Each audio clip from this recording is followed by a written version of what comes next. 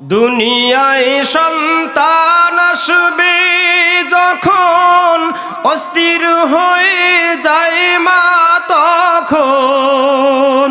দুনিয়ায় সন্তান আসবে যখন, অস্থির হয়ে যায় মা তখন। হাঁটা চলা বন্ধ মায়ের, হায়রে হাঁটা চলা বন্ধ মায়ের, যাতা সইতে পারে না।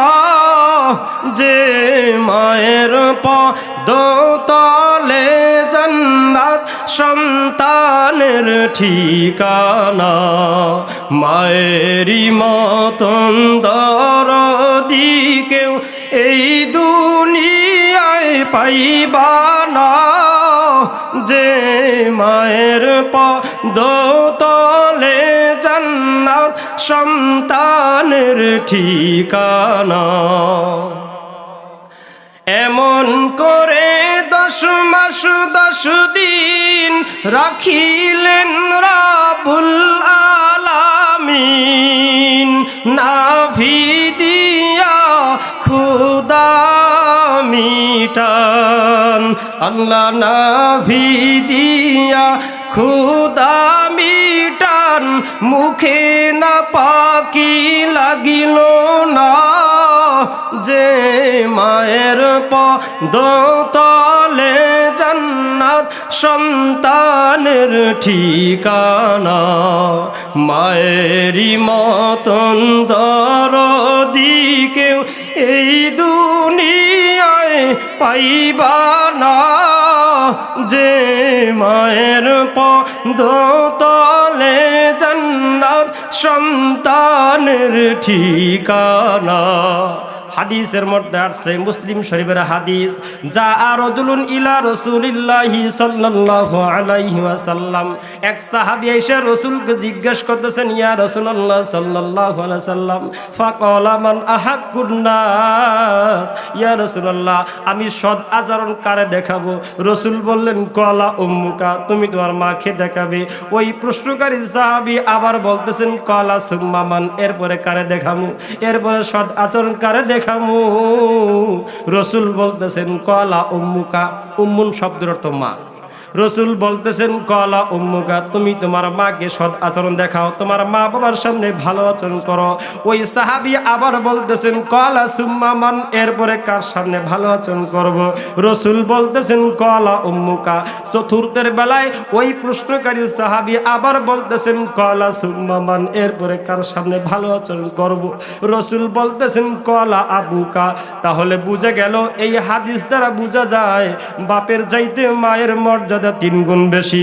এ কুলিয়া এলাকার যুবক ভাই, আমি আপনাদের হাত জোর করে বলে যাই, মা বাবা যখন বার্ধক্যের উপনীত হয়, মা বাবা যখন বুড়ো হয়ে যায়, তখন তাদের বিবেক বুদ্ধি অকেজ হয়ে পড়ে যায়।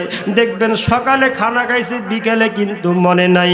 এই জন্য যখন মা বাবা বার্ধক্যের উপনতি হয়, যখন বুড়া হয়ে যায়, তখন তাদের দাবি দেওয়া বেড়ে যায়। এই জন্য ছেলে মেয়ে যারা নাই নাতি রয়েছেন, অত্যন্ত ধৈর্যের সাথে তাদের কথা শ্রবণ করতে হবে। আমার মা বাবা অসুস্থ, একটু দোয়া করবেন, আল্লাহ যেন তাদেরকে সাফায়ে আজলা দান করেন। অনেকের মা নাই, বাবা নাই, বাড়িতে যায় মা ডাকতে পারেন না, বাবা ডাকতে পারেন না। আজকের বিষয়টা হইতেছে কিন্তু মা বাবা সম্পর্কে আলোচনা। যদি আল্লাহর সময় দেয়, আমি প্রধান বক্তা, দ্বিতীয় বক্তা আসার আগেই, মান্নান সাহেব আসার আগে আমি ইনশাল্লাহ কিছু কথা বলবো, শুনবেন তো ইনশাল্লাহ? এই জন্য মাইকের আওয়াজ যতদূর যাচ্ছে, আমার সামনে যারা দাঁড়ায় রয়েছেন, আমি আপনাদেরকে একটু মজমায় আনতে চাই, একটু জিকিরের সাথে সামনে চলে আসি ভাই। এই যে আপনারা দাঁড়ায় রয়েছেন, এটা একটা বেয়াদবি দেখা যাইতেছে। এই জন্য আপনারা হাত জোর করে বলতেছি, মেহেরবানি করে এই যে রাস্তার মধ্যে যে সমস্ত যুবক ভাই দাঁড়ায় রয়েছেন, মাহফিলের কর্তৃপক্ষ থেকে আপনাদেরকে আহ্বান করা হলো, সবাই সামনের দিকে চলে আসেন, একটু জিকির করেন, লা ইলাহা ইল্লাল্লাহ, লা ইলাহা ইল্লাল্লাহ, লা ইলাহা ইল্লাল্লাহ, ফেরাউন বলে আসিয়ারে তুই ছেড়ে দে মুসার কালিমা। আসিয়া বলে ফেরাউন রে জীবন যাবে ছাড়ব না ইল্লাল্লাহ লা ইলাহা ইল্লাল্লাহ লা ইলাহা ইল্লাল্লাহ। ফেরাউন বলে আসিয়ারে তুই ছেড়ে দে মুসার কালিমা। আসিয়া বলে ফেরাউন রে জীবন যাবে ছাড়ব না ইল্লাল্লাহ লা ইলাহা ইল্লাল্লাহ। একটু জিকির করেন আর সামনের দিকে চলে আসেন। লা ইলাহা ইল্লাল্লাহ লা ইলাহা ইল্লাল্লাহু মুহাম্মাদুর রাসূলুল্লাহ। দেখেন, আপনাদের দেখে আরো একটা ঘটনা মনে পড়ল। হযরত ওয়াইস কুরনি রাহমাতুল্লাহ আলাইহি, হযরত ওয়াইস কুরনি রাহমাতুল্লাহ আলাইহি ইয়ামানের করণ এলাকার বাসিন্দা ছিলেন। মনের মধ্যে অনেক আবেগ ছিল। হযরত ওয়াইস কুরনি রসুলের জামানা পাইছেন কিন্তু রসুলকে দেখে নাই। সাহাবী বলা হয় তাকে যে ইমানের হালতে রসুলকে দেখছে, কিন্তু হযরত ওয়াইস কুরনি সেই দিন তার মা বাবার খিদমতের পালা ছিল। হযরত ওয়াইস কুরনি ইয়ামান থেকে চিঠি লিখছেন, ইয়া রাসূলুল্লাহ সাল্লাল্লাহু আলাইহি ওয়াসাল্লাম, মনের মধ্যে অনেক আশা ছিল আপনার সাথে যুদ্ধে করব, আপনার সাথে যুদ্ধে অংশগ্রহণ করব, জিহাদে যাব, কিন্তু আমার মা বাবা অসুস্থ থাকার কারণে আজকে আমার খিদমতের পালা পড়ছে, আমার মায়ের খিদমতের পালা, আমার বাবার খিদমতের পালা। এই খবর যখন রসুলের কানে আসছে, রসুল পুনরায় চিঠি লিখছেন, ওয়াইস রে আমার সাথে তোমার দেখা করার প্রয়োজন নাই, আমার সাথে তোমার দেখা করা লাগবে না, তুমি তোমার মা বাবার খিদমত করো, তুমি তোমার মা বাবার খিদমত করো। হাদিসের মধ্যে আসছে আল্লাহ পাক রব্বুল আলামিন সাহাবী হইতে পারেন নাই, হযরত ওয়াইস কিন্তু সাহাবী হইতে পারেন নাই। হাদিসের মধ্যে আসছে সাহাবী হইতে না পারলেও আল্লাহ মা বাবার খিদমত করার কারণে ভিন্ন লাইনে তাকে সাহাবীদের মর্যাদার চাইতে বেশি মর্যাদা দান করেছেন। বেশি, সুবহানাল্লাহি ওয়া বিহামদিহি, বেশি মর্যাদা পাইছেন, সাহাবীদের চাইতেও বেশি মর্যাদা পাইছেন। কেন পাইছেন? মা বাবার খিদমত করার কারণে। মরণের পূর্বে রাসূল বলে গেছেন, উমর কোনো এক সময় ইয়ামান থেকে কাফেলা চলে আসবে মদিনায়, কোনো এক সময় আমার একটা আশিক পাগল বান্দা আছে, তার মা বাবার খিদমত করার কারণে আমার সাথে যুদ্ধে যাইতে পারে নাই, আমার সাথে অংশগ্রহণ করতে পারে নাই, তুমি একটু তাকে দিয়ে দোয়া করাই নিবা। সাথে সাথে তার কিছু গঠন গুণাগুণ বলে গেছেন। রাসূল দুনিয়াতে থাকাকালীন তার কিছু গুণাগুণ বলে গেছেন।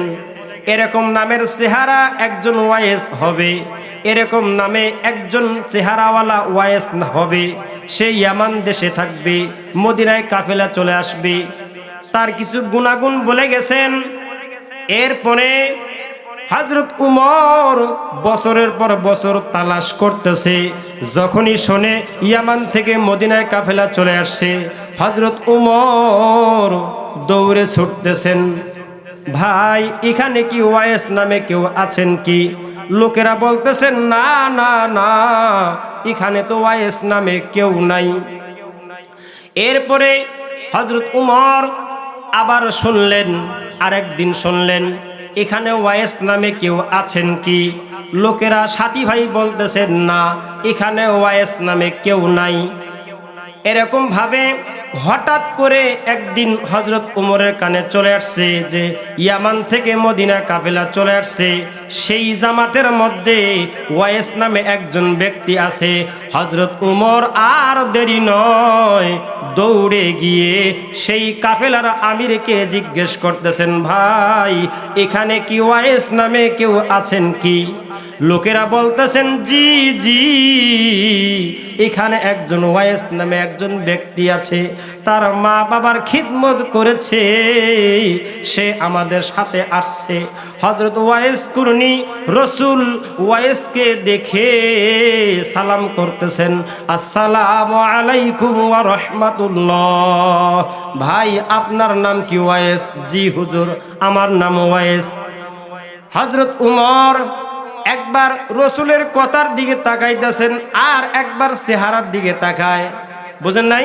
ওই যে রসুল বলে গেছেন দুনিয়াতে থাকাকালীন, হযরত উমর একবার জিজ্ঞেস করেন, ভাই আপনার নাম কি? ওয়াইস। জি হুজুর, আমার নাম ওয়াইস। হযরত উমর একবার রসুলের কথার দিকে তাকায় আর একবার তার চেহারার দিকে তাকায়, একবার রসুলের কথার দিকে তাকায় আর একবার তার লেবাস পোশাকের দিকে তাকায়। দেখে রসুলের কথায় কাজে মিল আছে, রসুলের কথায় কাজে মিল আছে। এবার উমরের আর বুঝতে বাকি নাই, উমর যুবকটাকে জড়ায় ধরে বলেন, ভাই আপনি একটু আমার জন্য দোয়া করবেন।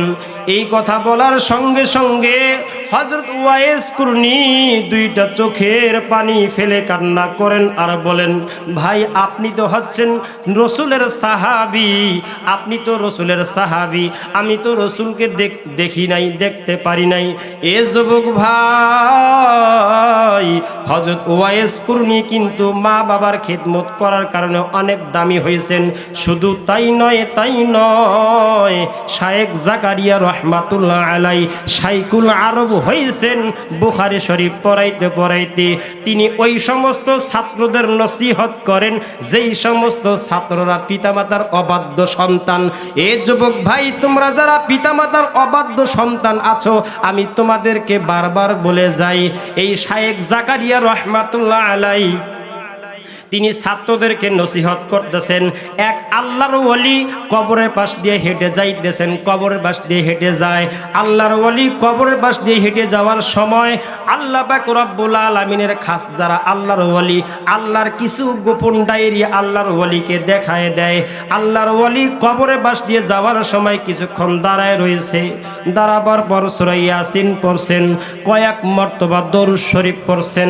দরুদ শরীফ পড়ার পর আল্লাহর ওলি বাড়িতে ফিরছেন। বাড়িতে ফেরার পর এশার নামাজ আদায় করেছেন, মাগরিব পড়েছেন, তাহাজ্জুদ পড়েছেন। তাহাজ্জুদ পড়া আল্লাহর ওলি ঘুমিয়ে পড়ছে। আল্লাহর ওলি ঘুমের মধ্যে স্বপ্নে দেখতেছে একটা মহিলা ফেরেশতারা নেকের ত্রাণ বিতরণ করতেছে। নেক দুনিয়াতে যেই সমস্ত নেক আমল করছে, নেকের ত্রাণ বিতরণ করতেছে, ফেরেশতারা নেক বন্টন করতেছে। কিন্তু আল্লাহর ওলি স্বপ্নে দেখতেছে সকলেই ভিড় ঠেলে নেক নিচ্ছে, কিন্তু মহিলা বৈশা রয়েছে। আল্লাহর ওলি স্বপ্নে জিজ্ঞেস করেন, কিরে মা, ব্যাপারটা কি? ব্যাপারটা বুঝলাম না, সকলেই ভিড় ঠেলে নেক নেয়, আপনি কেন নেন না? মহিলা হাসে আর বলে, ওরে আল্লাহর ওলি, মরণের পূর্বে একটা নেক সন্তান রাইখা আসছিলাম, মরণের পূর্বে একটা নেক সন্তান রাইখা আইছিলাম। আল্লাহর ওলি স্বপ্নে জিজ্ঞেস করেন, কিরে মা, আপনার সন্তানের নাম কি? আপনার সন্তানের নাম কি? মহিলা বলতেছেন, আমার সন্তানের নাম অমুক। আল্লাহর ওলি স্বপ্নে জিজ্ঞেস করেন, কিরে মা, আপনার সন্তান কি করে?